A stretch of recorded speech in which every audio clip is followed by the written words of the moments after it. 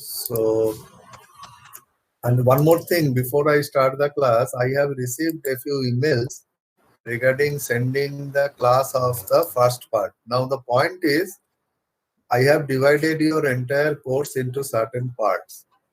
When I complete part 1 the entirely, then only you will get the note. I mean, it's not that one lecture means one part. That's not the case.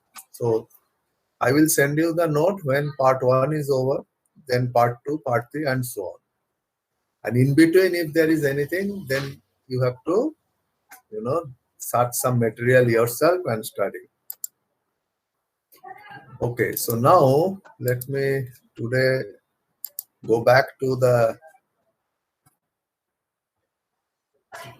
I hope now you can see it. The PDF file, is it coming on your screen? Yes, sir. Good. Okay. So now, if you remember that we closed our last class, wherein we were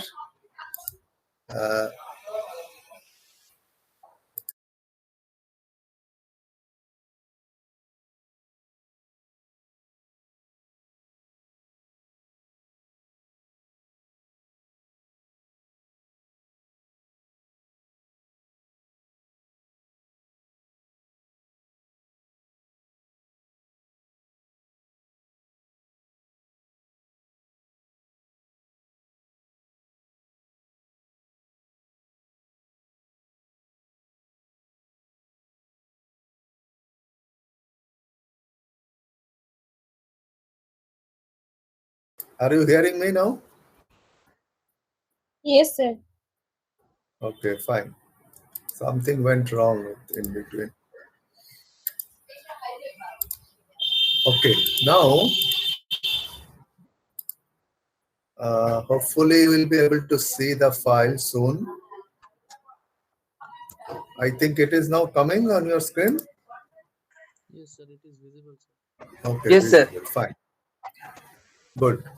Okay, now you remember that last class we were, in the end of the last class, we were discussing electric field intensity. So I start from that point, recapitulating that what was the definition of electric field intensity. Now, electric field intensity is defined from the Coulomb's law. Now, what I am trying to highlight here is that most of the things that we will derive in our class, we will derive from very fundamental laws. And as I have told you, that field theory always brings to our mind a lot of mathematical equations, a lot of vector calculus and others. But my view is that field theory is a theory based on certain physical phenomena. And this mathematics we use to explain that physical phenomena. It's not the other way. That means it is not that there is a mathematics and then physical phenomena happens as per the mathematics. It's not so. So I will try to tell you everything in terms of starting from the very basic laws. Then it will be easy to correlate. So electric field intensity is defined as per Coulomb's law, that let's say there are some source charges, let's say one charge. Then if I bring another unit positive charge in that space, then there will be there will be a force as per Coulomb's law. As simple as that. You know that Q1 Q2 divided by 4 pi epsilon r square and the unit vector. What we are saying is that if the second charge, which we call test charge, is a unit positive charge, then whatever force is experienced by that unit positive charge is called electric field intensity at that point. The definition is as simple as that. Now here one thing comes very clearly, that electric field intensity is therefore defined at a point. This is something you must please remember, that for definition of electric field intensity, what we require is only just a point. I mean, there is no question of nodes and then circuits and all those things. Of course, there has to be a source field. This source field can be produced by one charge, it can be produced by multiple charges. So therefore, the electric field intensity, if it is due to the multiple field charges, then it will be Q by 4 pi epsilon 0 R square and then unit vector. Now I am talking about equation 1.9 on your screen. Now why this is coming as this one? Now this is because, as you know, that the distance vector is r vector minus ri vector. That means ri is the location of the charge, r vector is the location of the unit positive charge, that is the test charge, with respect to a certain origin of the system. Then unit vector is always the distance vector divided by the magnitude of the distance vector. And as per Coulomb's law, denominator already has square of the distance vector, so denominator becomes cube of the distance vector. And in the numerator, you have that distance vector between the source charge and the test positive charge. And then you sum up how many source charges are there, you get the electric field intensity. And if it is a continuous charge distribution, that means if it is not a discrete charge distribution, then again we consider each continuous charge distribution is subdivided. I have explained in my last class that if it is, let's say it's a line type of charge, the typical example is a thin wire which is charged. Then what we can do is that we can take a very small length, infinitesimally small, dl, and if we know the charge density of that line, so then we can find out what is dq. And then dq acts as a point charge. And then we apply the Coulomb's law. And then if it is a line charge, we then integrate this over the entire line. If it is a disk type a surface charge, then again we take a very small area ds or dA, and if we know the charge density over the area, then we know what is dq. That dq again acts as a point charge, and then we apply Coulomb's law, and then we integrate over the area. Now you will see this is very interesting, that if it is a line charge, then I am integrating over a line. So therefore, the effect of a line charge, if I have to find out, I am talking about equation 1.10, then it will become a line integral.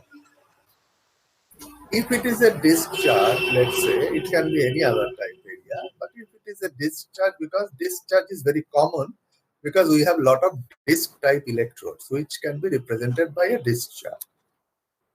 Then as I said, I take dA and then charge density, but then dA has to be integrated over the entire area. But then when I integrate this becomes an area integral. An area integral is therefore not a single integral, it becomes a double integral. So you can see that how double integral is coming into the equation. It is not that we are bringing the double integral.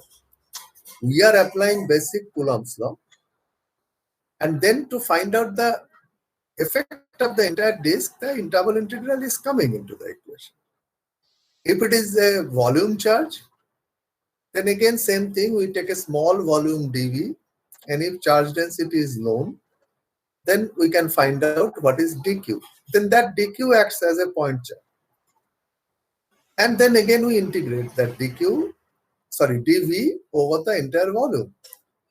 And therefore this integral of equation 1.10, that becomes a triple integral. So you can clearly see that how line integral, then surface integral, and then the volume integral, they are all coming into the equation. But basically it is the Coulomb's law. And now, therefore, if I take a single, source charge, naturally equation 1.11 is the expression of electric field intensity with UR as the unit vector. This was what earlier we have done. Now we go a little bit forward. We say that what is electric flux? Now, as a very simple example was given, that say I am in my room and the window is open, and naturally air is coming through this window. Of course, how much it will come, that will depend on many other things. But the air that comes through this window, we define it as air flux in the flow problem.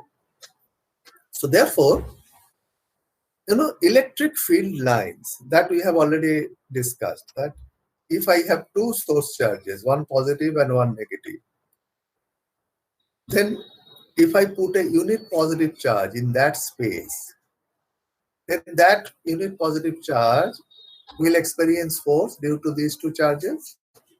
And if it is free to move, then it will follow a certain trajectory. That is known as the field line. Now, the number of field lines that pass through an area is called the electric flux. Now, there are certain issues here. How much is this electric flux? Well, here comes our unit system, that if our source charge magnitude is, let's say, capital Q coulombs, then SI system of units has defined that the amount of electric field lines that would come out of that source charge is also equal to Q coulombs. That means it is a 1:1 relationship. Now, if I say the electric flux density, then how do I define it? Well, by definition, it is very simple. It will be, as I say, that if air is coming through the window, then if I know the area of the window, then how much air is coming per unit area. Applying the same concept, we can say how much electric flux, that is electric field lines, per unit area. That will be electric flux density. Now, total flux is Q coulombs. I am talking about a point charge. Then how do I calculate the electric flux density? But here, first a question has to be answered. When I ask that what is electric flux density, most commonly the answer I get, it is the electric field lines or electric flux per unit area. This is only 50% of the answer. Why? Because when you say per unit area, then we have to say which area. Because please remember, we are talking about three-dimensional space. See, area and flux, they can have any angle between them. So which area to take? The answer is the area should always be perpendicular to the flux. So when I take electric flux density, we say that it is electric flux per unit area normal to the direction of electric flux. Now, with this definition, if I say that there is a point charge Q, then total amount of flux coming out of Q is also Q coulombs. Then, if I take a sphere at a radius r, then think about it, that sphere surface and the direction of the flux which is coming out of that point charge means radially outwards if it is a positive charge, then the flux lines and the surface of the sphere that will be normal to each other. So total flux passing through that surface, through that sphere of radius r is q. Surface area of that sphere is 4 pi r square.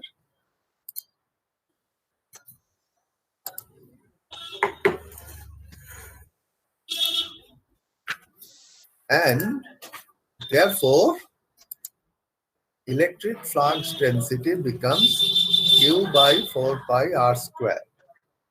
And then we of course incorporate the unit vector, because on the surface of the sphere at different locations, the radius vector has different direction. So therefore, dr, that is the electric flux density, that is a vector quantity, and that direction is represented by the radius vector. So dr is q by 4 pi epsilon r 4 pi r square into ur. This is electric flux density.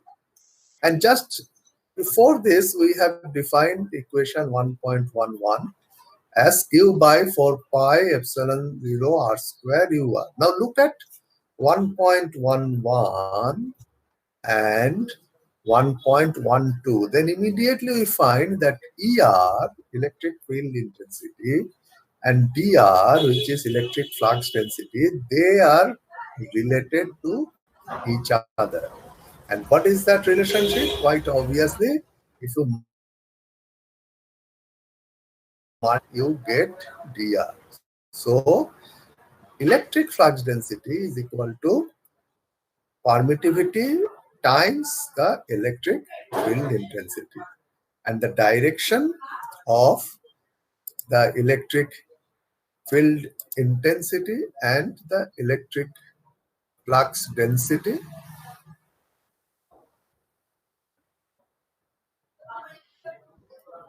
electric field intensity are same.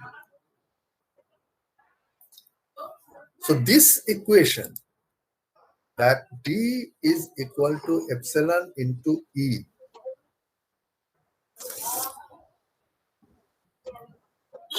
is called the one of the fundamental equation of electric field theory.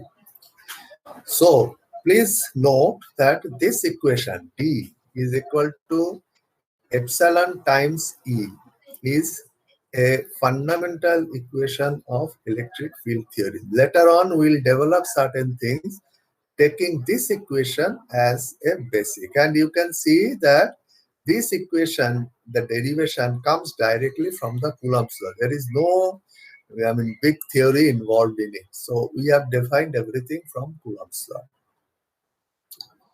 And now, if I want to explain it a little bit more, it is something like this, that how we are defining the electric flux density.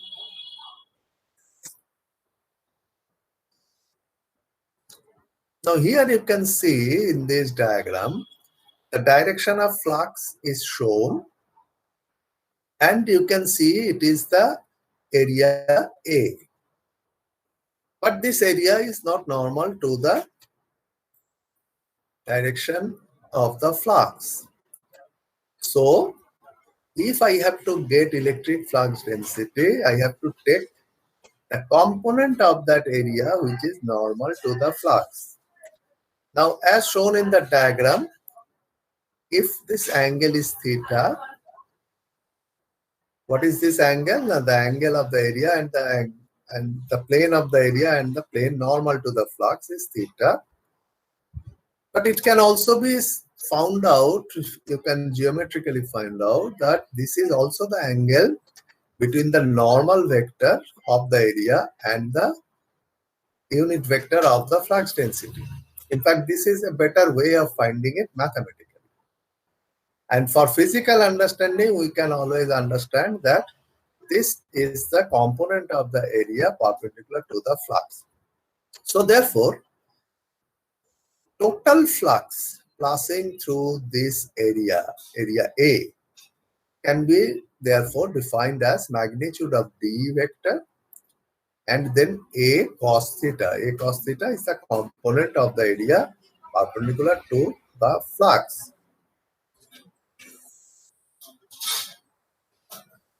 It is quite obvious that if this is the vector, that normal vector, and this is the radius vector, unit vector in the direction of r, then ur dot un is naturally theta. I'm sorry, cos theta.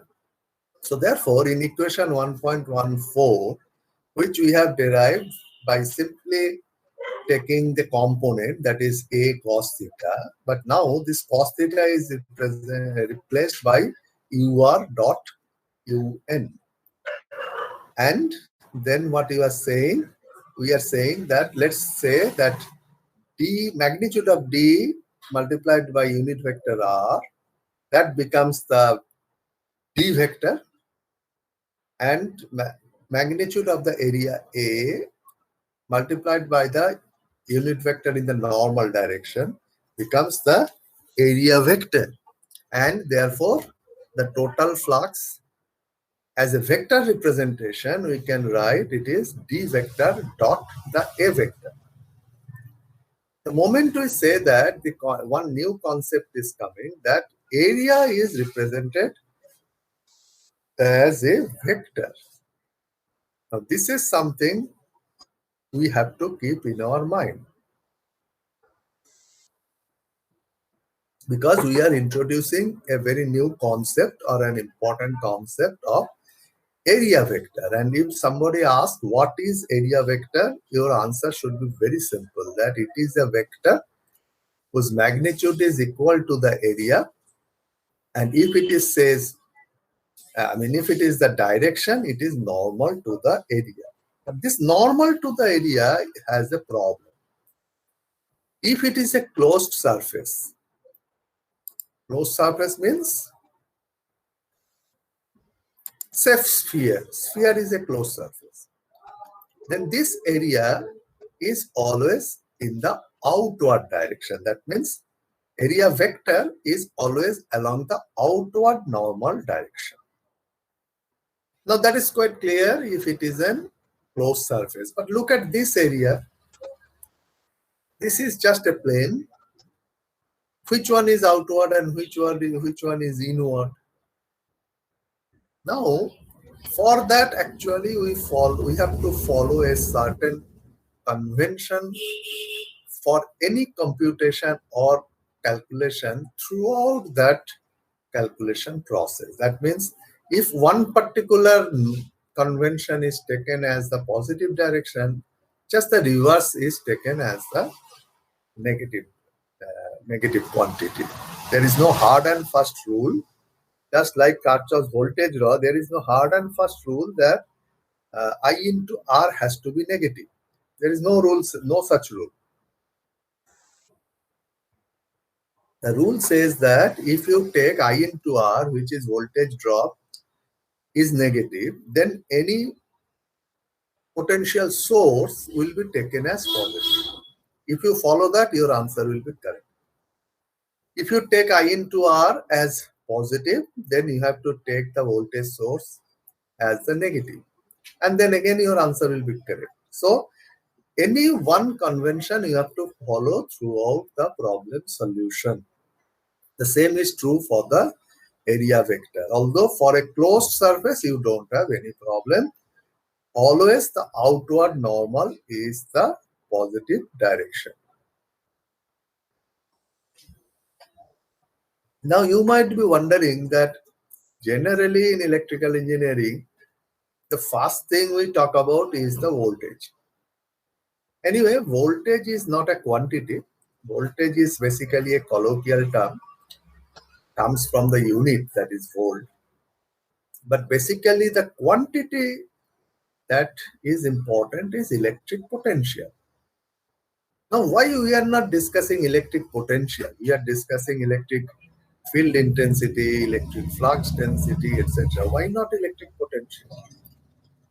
Well, we will discuss electric potential because why we are discussing a little bit late? Because we need to understand electric field intensity to understand electric potential. So, electric field intensity, which is coming directly from the Coulomb's law, comes first, and then electric potential we will explain with the help of that definition. And what is that? We are saying that, say, test charge of magnitude q is located at a given position where a field has been produced by a system of charges. That is quite clear. Now, naturally, this test charge will experience a force. Now, if this test charge is free to move, then it will move in the direction of the field forces. Correct? Now, when the test charge moves in the direction of the field forces, then definitely some work is being done. Now, who does this work? Of course, the existing electric field.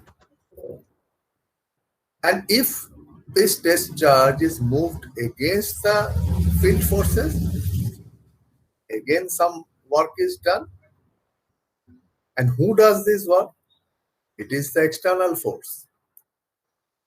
Now, this work done is actually defined as the electric potential difference. This is the second important point. That means when a unit positive charge moves from position 1 to position 2, the work done, it could be either by the field forces or by the external agent.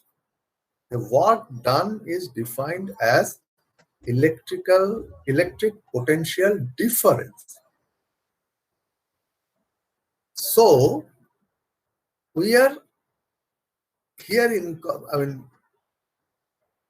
basically we are trying to introduce a concept so that it represents a property which is purely dependent on the location of the electric field.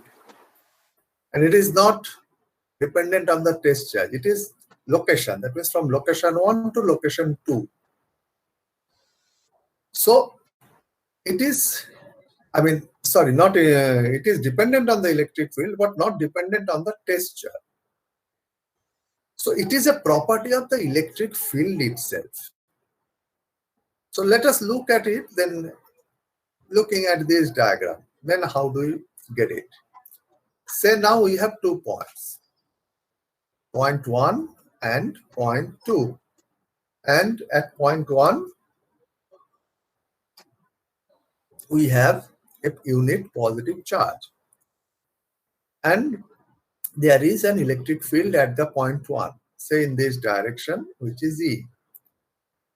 So now the test charge moves from the point 1 to point 2. So what will be the work done? Definitely work done will be the force into displacement. So at point 1, it is force is E, force on this unit positive charge, displacement is dl. So E dot dl is definitely the work done. Now, this work done, if the test charge moves from point 1 to point 2, that is in the direction of the electric field intensity, then who is doing the work?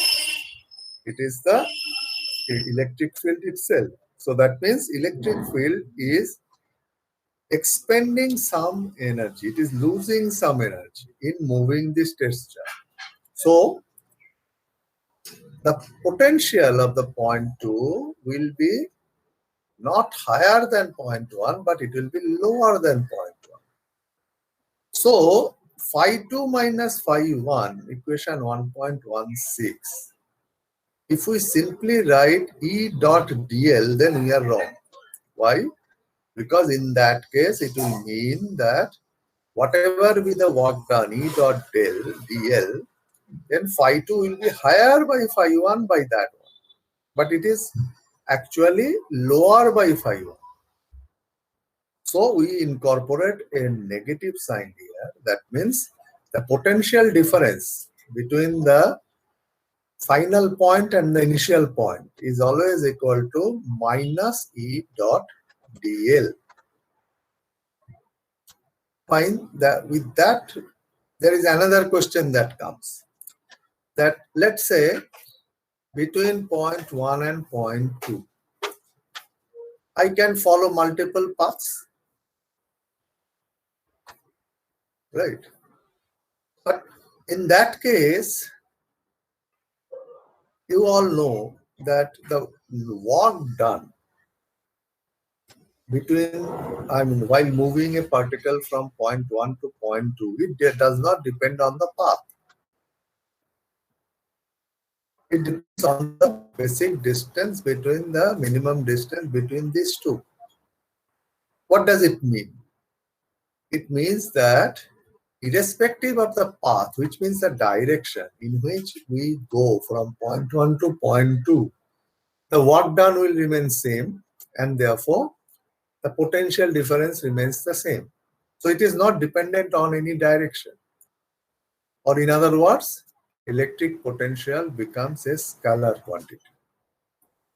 It is not a vector quantity. Therefore, electric potential phi, we say that it is not a vector quantity. And second thing, if it moves from 1 to 2 over a certain length, which is relatively larger, let's say L1 or L2, then it is, we cannot find out the work done by E dot dl.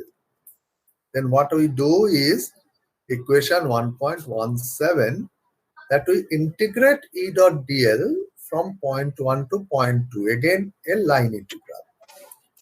But now why I am integrating it? Because otherwise what we could have done is that E dot L, right? Instead of E dot dl, I could have made E dot L. But point is, if this distance is relatively larger, then you are not sure, or I am not sure, whether E is constant everywhere. If I write E multiplied by L, it means that E is constant everywhere. Then only I can write E multiplied by L. But since that is not sure, so what we will do, we will subdivide this length into very small elements dl, and I can always assume that over that small length dl, E is constant. So E dot dl I can do, but then I will integrate that over the entire line. So we will arrive at phi 2 minus phi 1 as this. And this equation is again one of the fundamental equation of electric field theory, that is 1.17. So previous one, as I said, it is a relationship between the flux density and field intensity, and here it is the relationship between the electric potential and electric field intensity, and it is also known as the integral form of relationship between electric field intensity and electric potential. Now, if I choose that this point 1 is at infinite distance from the source charge, and an external agent is applying external force so that the charge is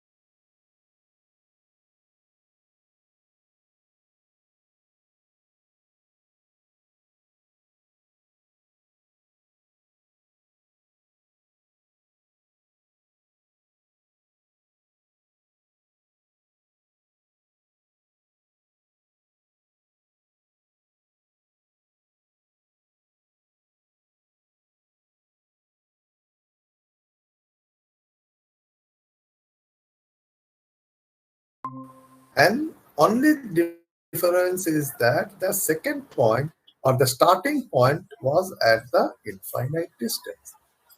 So please remember that there is no definition of absolute electric potential.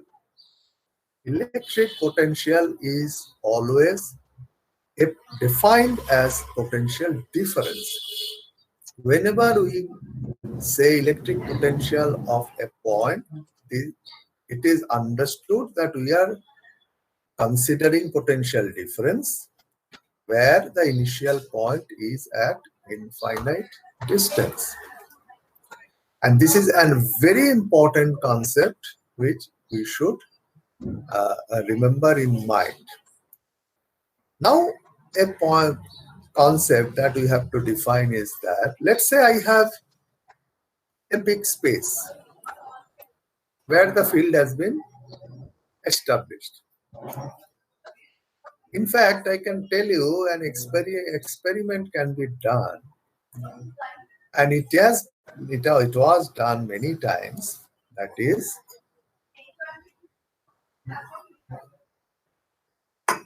I can take a voltmeter. I mean, this is something like which you have to conceptualize. Right? I can take a voltmeter and I keep one particular terminal of the voltmeter at one point of the space. That means potential of that terminal of the voltmeter is then equal to 0.1, potential of 0.1. And then I can touch the second terminal of the voltmeter at different points in the space. Obviously, there will be a point which you can find then where the voltmeter reading is 0. Now, what does that mean? Because in that condition, the two terminals of the voltmeter are at same potential.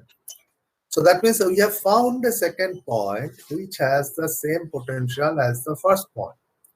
And if this is can be thoroughly repeated, we can find out large number of points which will have same potential, and then we call them equipotential lines.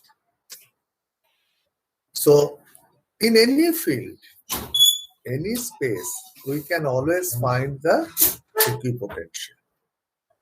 So then equipotentials can be, parallel to each other.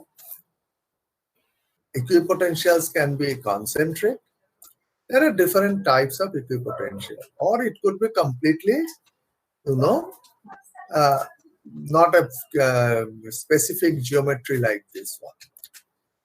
But here we bring a concept of uniformity of field. What is the uniformity of field? That uniformity of field is basically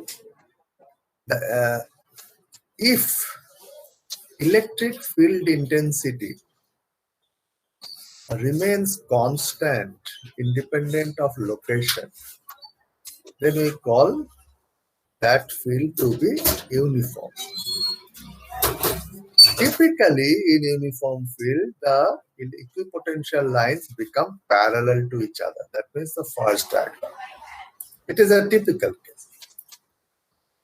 In a non-uniform field, the electric field intensity varies with location.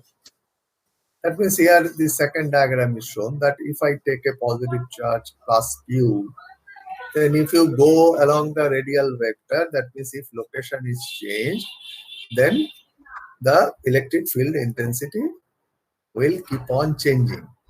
But still then, for a given value of R, the potential will always remain the constant. That means if I draw a circle with a given value of R, then I will find that the potential is constant. That means these circles will become, in that case, the equipotential.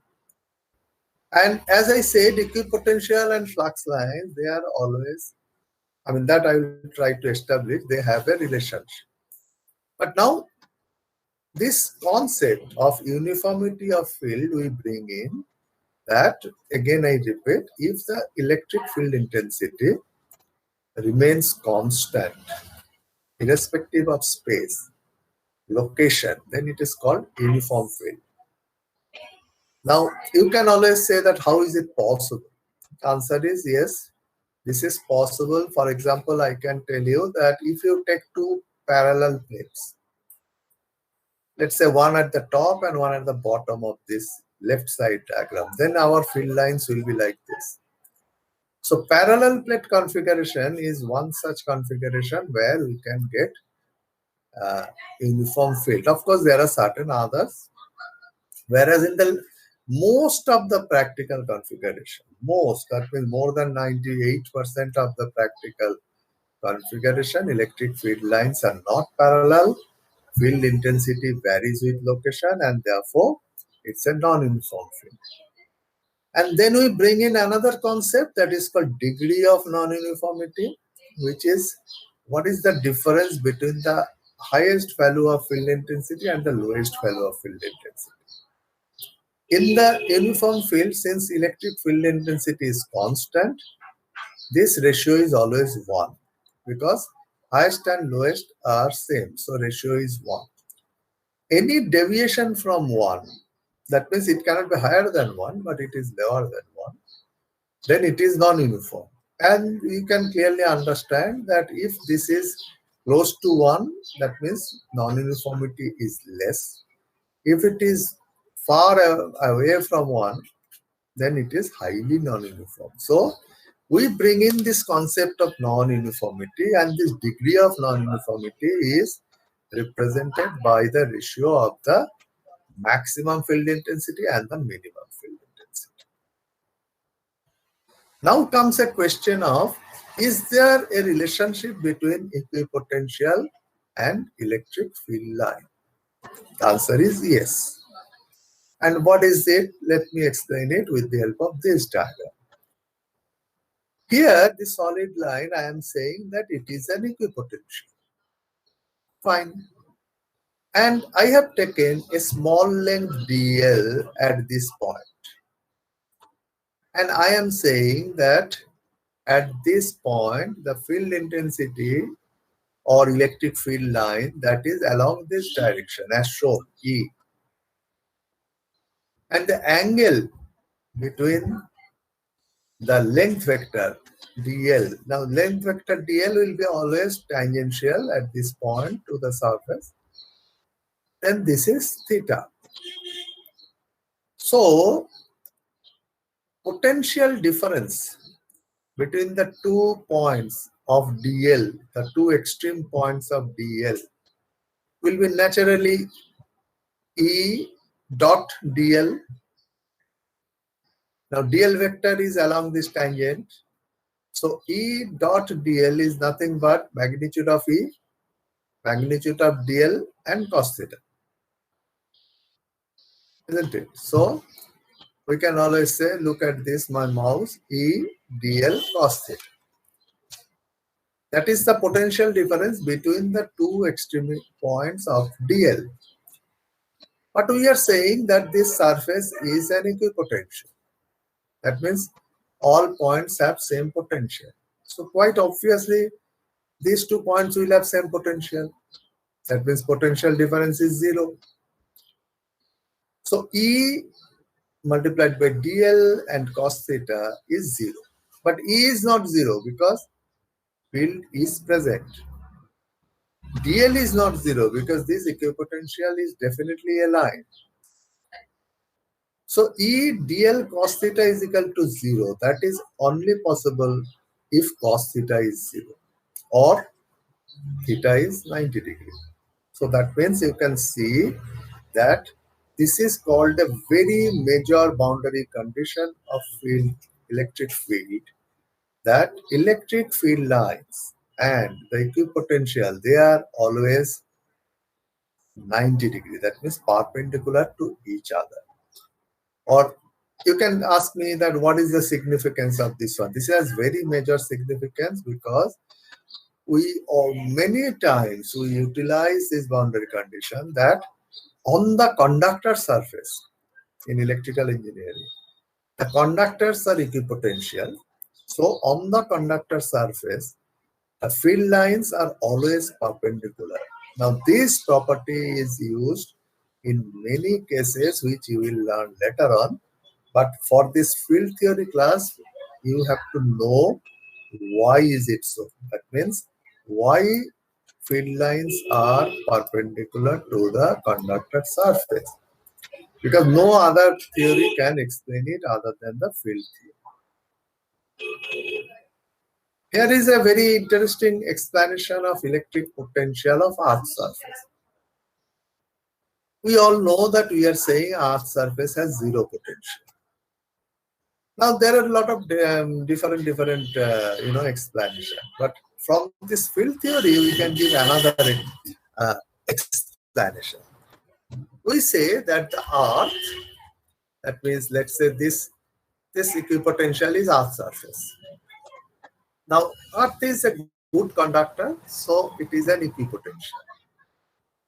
I am not saying it is zero. I am saying that it is an equipotential.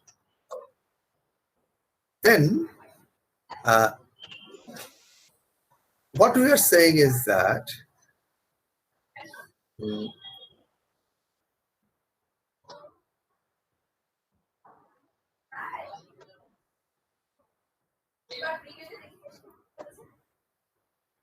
let's say it is like this, that I am here in Kolkata. Here I have some source charge. Somewhere here, look at my mouth. And here is my Earth. Now, with respect to this source charge, if I take a point on the Earth's surface, I have a specific distance. There is a medium here. So I can calculate an electric potential. Fine. But I can always say that there is another point on Earth which is on the opposite side of the Earth. That means, let's say in US. And this is my source charge.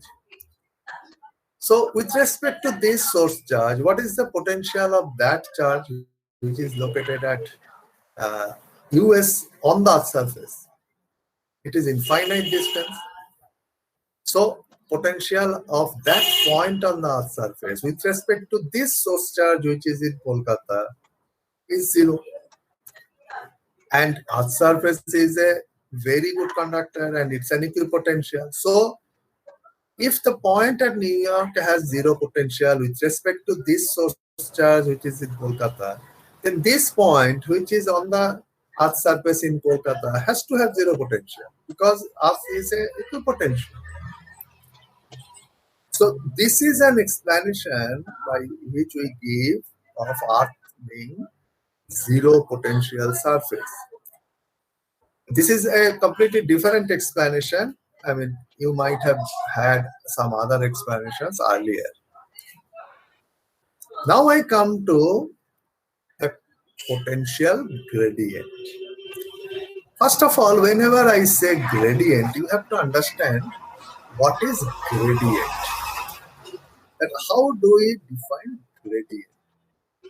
Gradient is always defined as the positive rate of change with respect to distance. And it is the greatest change. So I repeat, gradient is always defined as the largest positive rate of change with respect to distance. So therefore, if we keep this in mind and if we look at this diagram, then we find something interesting. Let's say I take two equipotential, 1 and 2. The one has a potential of 5 plus del phi. 2 has a potential of 5.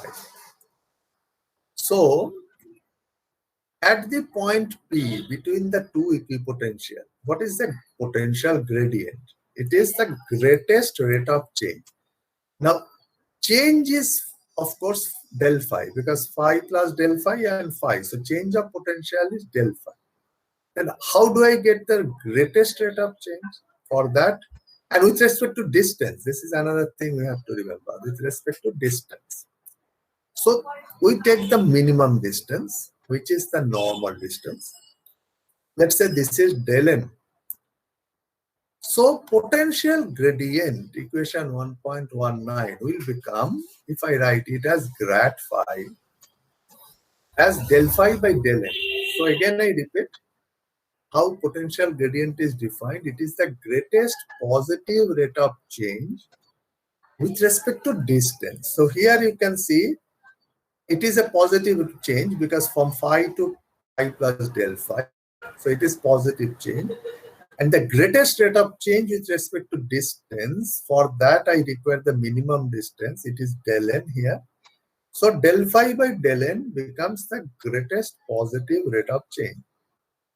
And therefore that becomes the grad phi.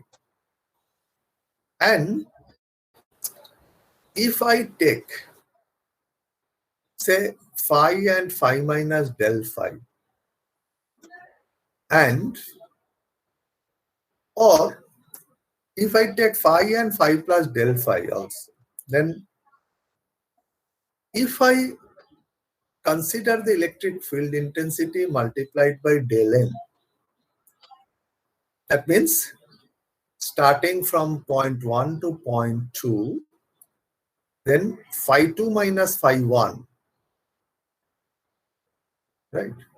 That becomes, it will be that phi 2 minus phi 1 is of course del phi, I mean phi minus phi plus del phi, and then the dl will become del n and then E. So from that I can get another quantity which is E, which I will find that is also, here I am saying here that E will also become del phi by del n, because potential difference, which is del phi, is naturally del phi by del n. Only issue that comes into in our mind is that what is the direction? Now grad phi is always greatest positive rate of change. So grad phi will always work from phi to phi plus delta phi. And we know that if field forces move a positive charge, then the work done is by the field forces. And if the field forces does a work, then it moves from phi to phi minus delta phi, not from phi to phi plus delta. So when the work done is by E, it should be phi to phi minus delta phi. So E should be from phi to phi minus delta phi. That means from higher potential to lower potential. Whereas grad phi is from lower potential to higher potential. But magnitude-wise, both are del phi by del n. So effectively then what I get an equation? We get an equation 1.21, that is field intensity E is minus grad phi, because their magnitude is both del phi by del n, but their sign is just the opposite. And if we take it in a vector concept, then we can show that, let's say this is the direction of E, and then I have point 1 and point 2 with a length vector del L, and the angle between field vector and the length vector is theta. Then del phi, as we all know, that is phi 2 minus phi 1 is minus E dot dl.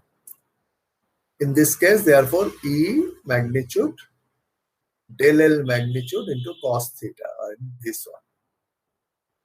And here del L is a distance vector from initial point to the final point. So distance vector always, when we define, we have to define the initial point and the final point, and we define it as a vector directed from the initial point to the final point. So therefore, naturally it will be the distance vector and the component of the electric field intensity along the distance vector. So if this del L lies along the x-axis, Then this equation 1.22 I can write as that the component of E which will be along del L will be Ex, that means the component of E along the x-axis. So I repeat, if this del L is along the x-axis, then the work done is component of E along del L, that is E cos theta, then it will be Ex, and therefore Ex can be written as minus del phi by del x.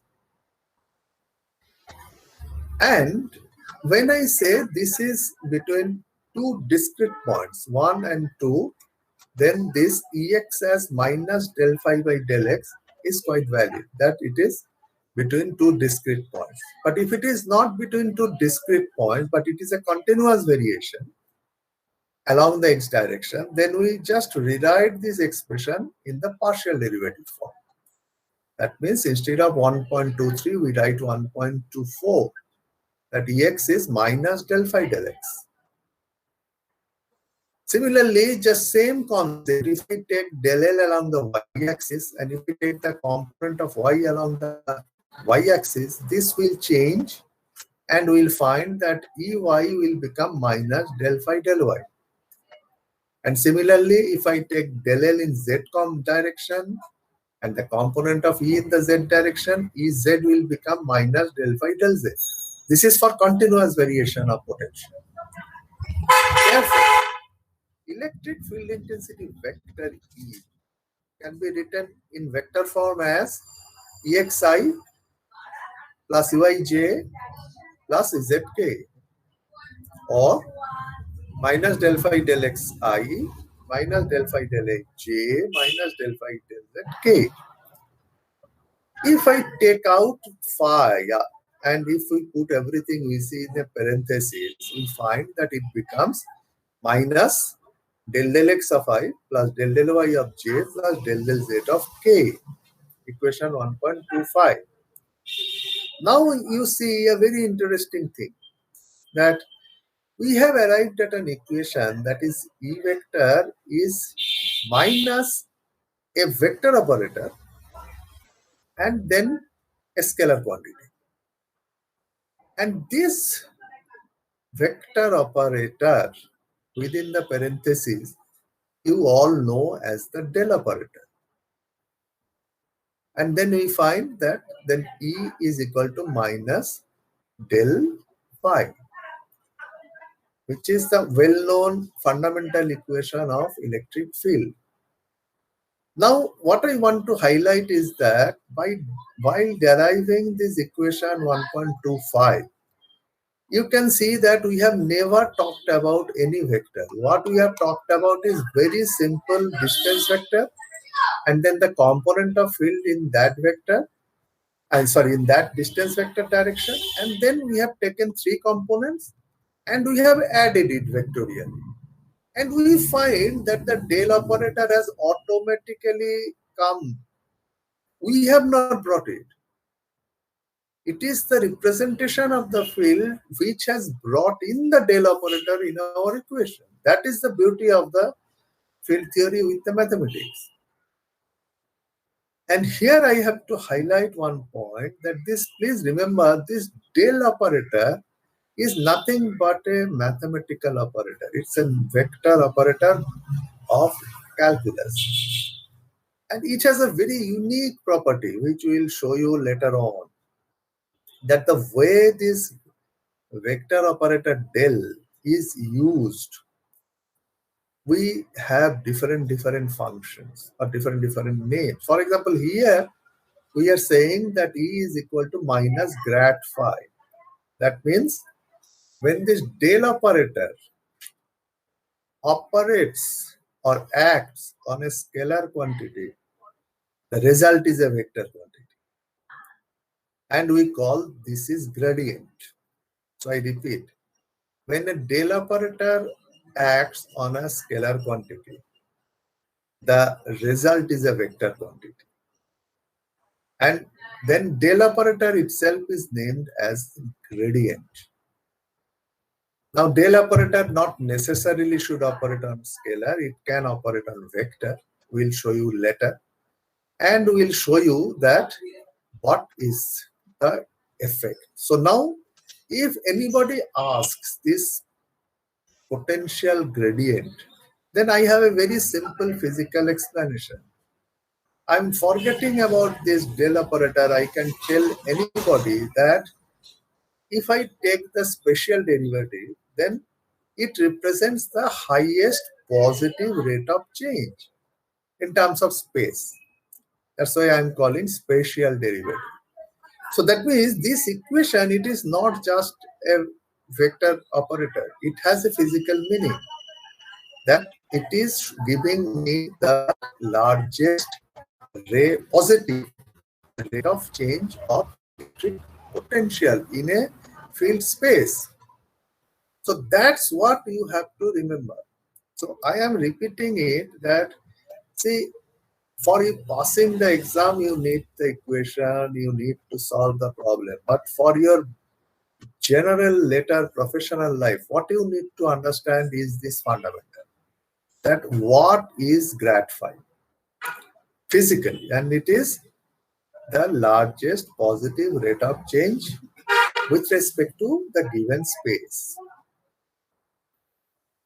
Here a problem is given. Just look on your screen. The potential field in a medium having relative permittivity of 3.5 is given by this. Find the electric field intensity at the point this. Now this is quite simple, so it is straight away. These problems you should solve always component wise. So first find Ex, which is nothing but minus del phi del x. So you take the derivative, you get an expression. Then you just put the three coordinates, you get a value. By the way, here you are finding that the unit is volt per meter. Why is it so? That comes from this expression. I forgot to tell you earlier that this electric field intensity E dot dl, that means potential difference is E dot dl. If I take that, then what happens? Potential difference is volt is equal to electric field intensity dot dl. dl is meter. So electric field intensity becomes volt per meter. That's why here you see it is all in terms of volt per meter. In fact, in our practical life, we never define electric field intensity by any other unit. It is always volt per meter. So you calculate the three components, then just put it in the vector form and take the resultant. That will be the net magnitude at that particular point. So the result can be given in the vector form or in the magnitude form. Another problem, the potential field at any point in a space containing a dielectric medium of epsilon r is equal to phi is given by this. Calculate the y component of flux density at the point this. Not the field intensity, but the flux density. For that, you have to remember that flux density you cannot compute directly. So first compute the EY, that is the y component of field intensity, as minus del phi del y. Put the coordinates, you get 41 volts per meter. Then dy is epsilon r epsilon 0 into EY. Now here I have seen people making mistakes. Many students, they just multiply it by epsilon r. Don't use the epsilon 0. Then you get in the exam, you get a big 0. So you have to put both epsilon r and epsilon 0. Like here, 41 into 5, which is epsilon r into epsilon 0. Then this is the flux density in nanocoulomb per meter square. Then problem 3, the potential field in a space containing a dielectric medium of epsilon r1 is given by this expression. And another potential field in a space containing dielectric medium of epsilon R2 is given by this two expression. If the x component of electric flux density at the point 122 meter is same in both the fields, then find the ratio of epsilon R1 and epsilon R2. So what you have to do, you have to find the x component of electric flux density at this point. So for the first field, I take Ex1, that is minus del phi 1 del x. This is the expression. Then I put the coordinate 1 to 2, I get a result minus 6 volt per meter. Then I take Ex2, the second expression, minus del phi 2 del x. So it is this expression. Then I put the coordinate 1 to 2, and I get a result minus 8 volt per meter. So then what is dx1? It is epsilon r1 into epsilon 0 into ex1. What is dx2? Epsilon r2 epsilon 0 into ex2. As per the given condition, dx1 is equal to dx2. So you put this two, then the ratio epsilon r1 by epsilon r2 becomes 1.33. So in these ways, different types of problems you can expect on this particular topic.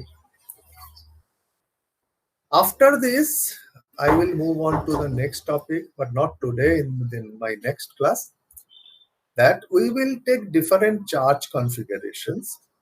And in that charge configuration, we will take the most common charge configurations, that is point charge, then line charge, like that.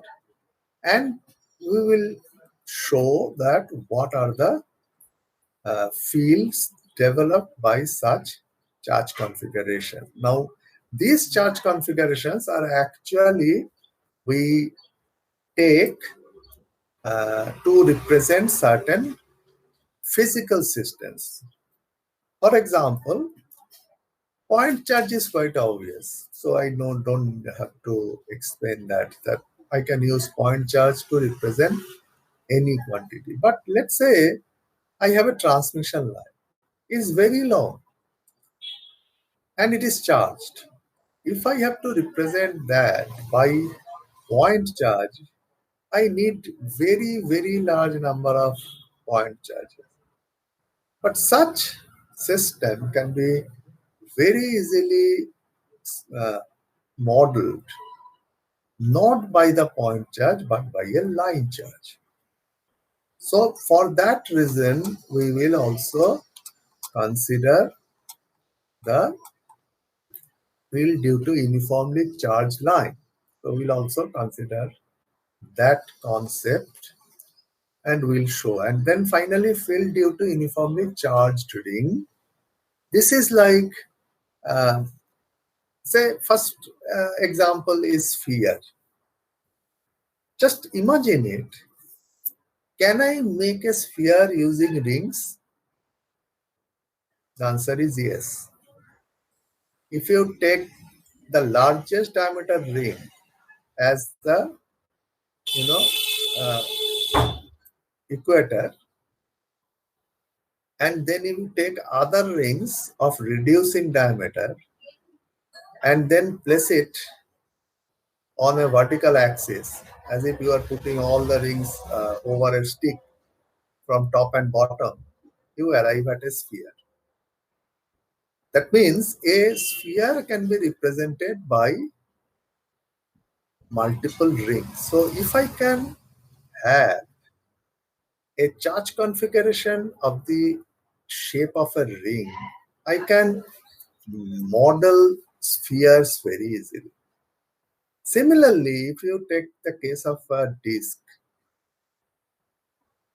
it is nothing but also multiple rings of reducing diameter, but they are all coaxial. It becomes a disk. Or if you take a cylinder, if you take rings of same diameter and if you just place it one top of the other, You get a cylinder. You take the case of a cone, and you take rings of different radius and place it on top of other. You get a cone. So you can see that ring is a very interesting geometry, with the help of which we can generate multiple other geometries. So that's why we consider the ring charge as a very powerful tool. I don't know whether you can visualize a toroid. What is a toroid?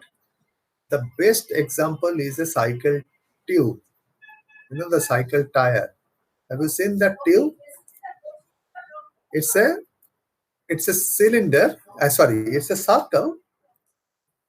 But if you take the cross section, at every point it is a smaller circle. And that smaller circle is rotated around an axis. Then you get that toroid. I repeat, just try to visualize.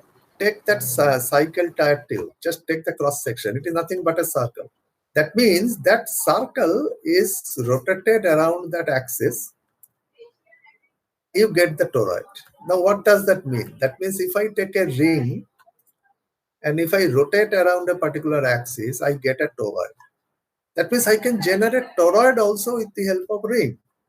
So you can see that I have given already now 4 examples. That a sphere can be generated, a disc can be generated, a cylinder can be generated, a cone can be generated, a toroid can be generated. So 5 examples I have given, which can be generated with the help of rings.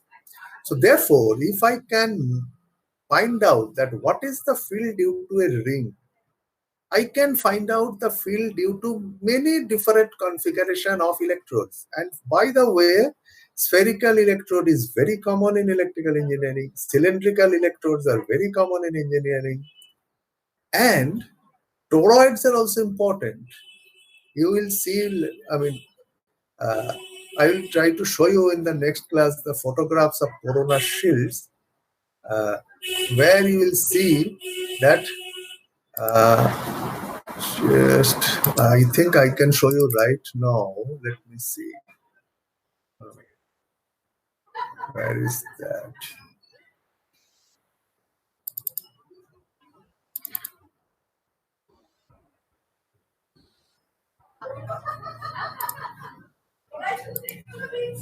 And let me show you this diagram.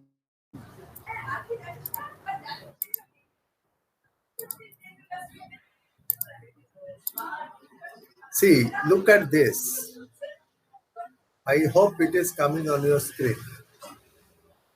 See, this is a very big high voltage transformer, and this is in India.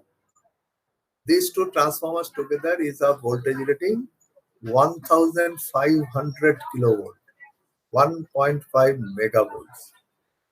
Look at the terminal you see here. This is called a toroid. Look at my mouse if you can see it. This is called a toroid.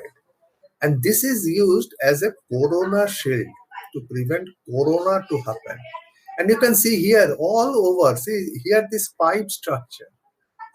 This is also corona shield, this pipe structure. Now, what is a pipe structure? The cross section of the pipe is nothing but a circle. And then that circle is moved, that means translated along a rectangle, and this is that pipe structure. So that means this pipe structure I can generate by ring charge. This toroid here I can generate by ring charge. So you can see that ring charge is such a powerful tool. And therefore, we will try to develop the field configurations of this ring charge. So therefore, we will discuss first a point charge, then we'll discuss line charge, and then we'll discuss ring charge. And all of that we'll discuss in my next class, that is on When is that? Wednesday, I think, right? So I will stop today here. This, and I request you to use the same